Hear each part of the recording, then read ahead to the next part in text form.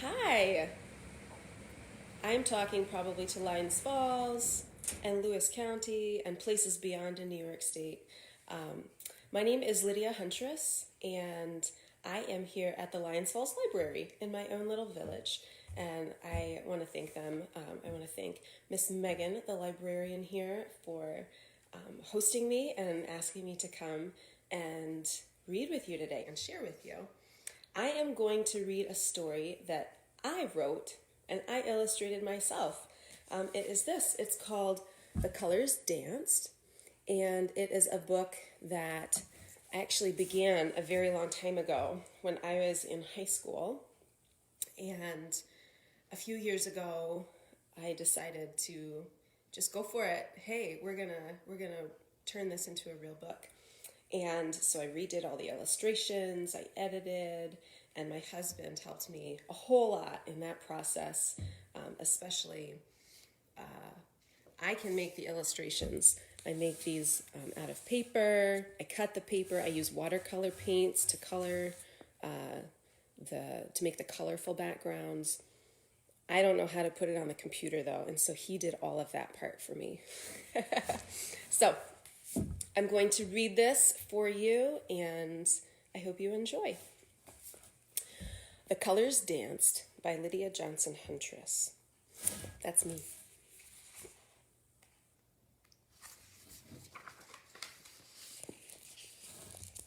I need to sit further back, and then I'll show you the pictures. Each year in wintertime, the earth is remembering. The faded, quiet colors remind her of the days when color was not, and when it began.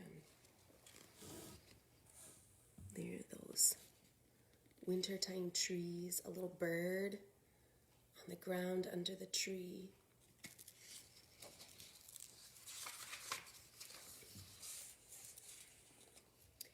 Once upon a time, at the beginning of time, the earth was dull and pale.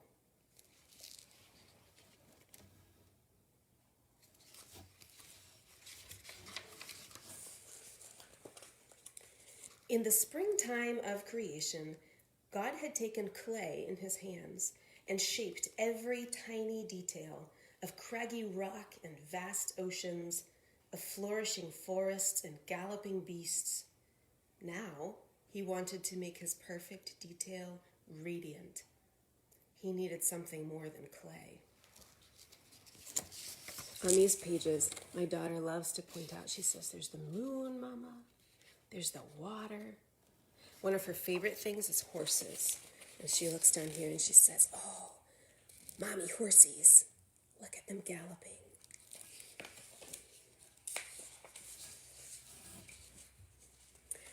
God formed 7 pots from the leftover clay, and into them he poured a rainbow. There are his hands pouring out the colors, and they go splashing into those clay pots.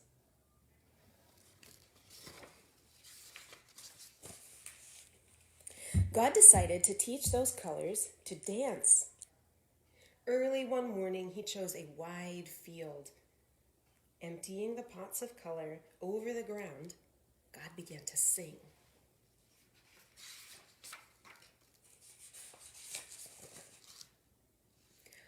All through that glorious summer day, God sang over his creation, teaching the colors to twirl and spin, to dip and swing and salsa dance. There they are. He's saying, hey, turn, spin.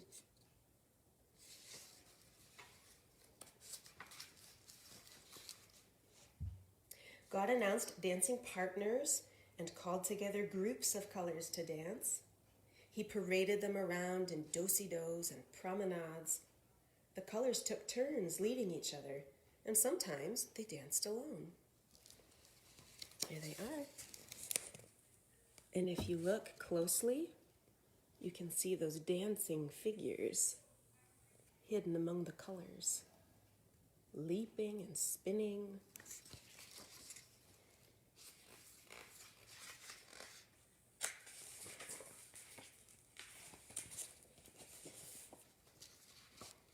As the colors danced, a curious thing happened. Each place they touched, their pigments joined to form a new and different color. Every combination produced a fresh hue, reflecting the intensity and creativity of the dances. The colors who danced alone caught the light on their leaping bodies and soaked in the rich shades of autumn. Here they are.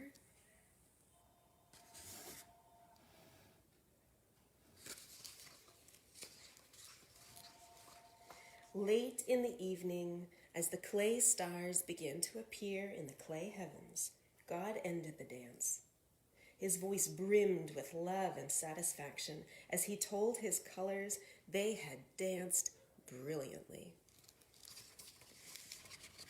There they are, like a curtain call at the end of the performance.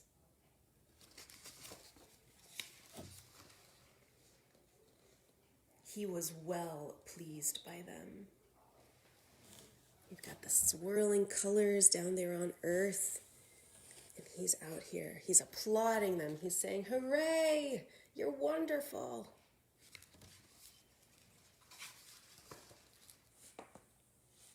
Then God gathered up every last color into his hands, infinitely more than the 7 with which he began. It was time to paint his creation. There, it's late in the evening. You can tell by the sky, probably past your bedtime. They've danced all day long.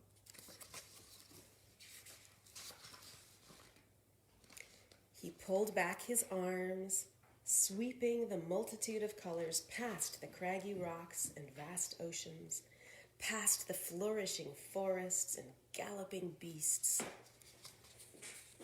There are the trees on the hillside and the ocean. Here you can see the horses galloping and splashing through the waves on the beach.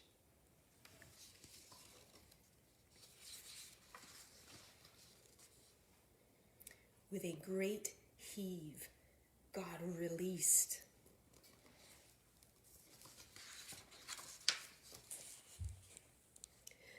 The colors flew out of his palm, off the tips of his fingers. They soared across the heavens and rained over the clay earth. Next morning, the sun rose on a new scene.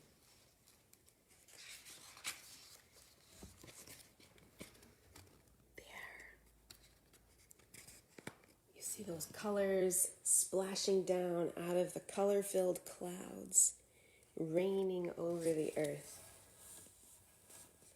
The ocean is a swirl of different colors, the mountains, all those craggy peaks.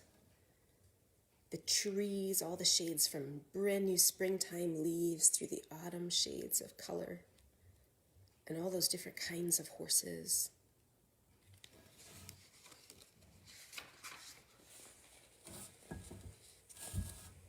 Ever since the colors danced, the original dull, pale shade of the earth is a memory so distant that sometimes she forgets she ever was colorless.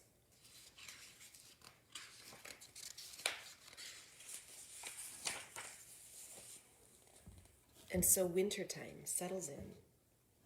The colors fade a while, quieting down to remember their maker. They rest and renew and look forward to a newly born spring when the colors dance again.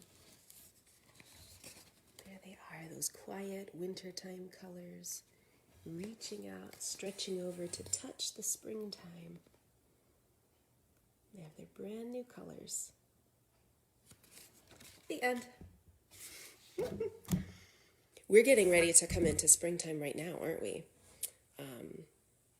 We're in springtime, technically. We're beginning. So the colorful part of springtime is about to begin, and I'm so excited. It has felt like a long time of dull, pale winter, hasn't it?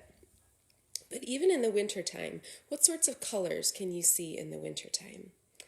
You can look in the sky, and there's all sorts of shades of gray and blue. You can look Even if you look at the tree bark, there's light trees and there's dark trees, there's gray and there's brown. Some of them are kind of reddish. The snow, it might seem like it's just white, right? It's white snow or it's dirty snow. But it's not. If you look closely, you can see lots of shades of blue and gray, deep dark shadows. You can see golden, sparkling, glittery snow with the sunlight on it. If you get up early in the morning, well, I guess in winter it's not that early, like 8 o'clock in the morning on a sunny day, and the sun has just peeked up over the rim of the earth and it's shining orangey pink, this brilliant, beautiful sunrise color shining and sparkling all over the snow. So there are a lot of colors in the winter even, but as we move into spring, they become so bold and vibrant. I've even started to notice in some people's yards, I've seen crocuses. Those are the little tiny flowers that are purple and they're kind of cup-shaped. And they're just about 2 inches tall, and they're some of the first flowers to come up in the springtime. And in my neighbor's yard yesterday, I saw some little yellow flowers that they're so tiny, and they look kind of like a buttercup, but there's something different. I need to find out what kind of flower they are. So I am looking forward to discovering all the new colors as spring unfolds around us, and I hope that you will too. Thank you for joining us for this reading of The Colors Danced, and I hope you've enjoyed the story. Bye.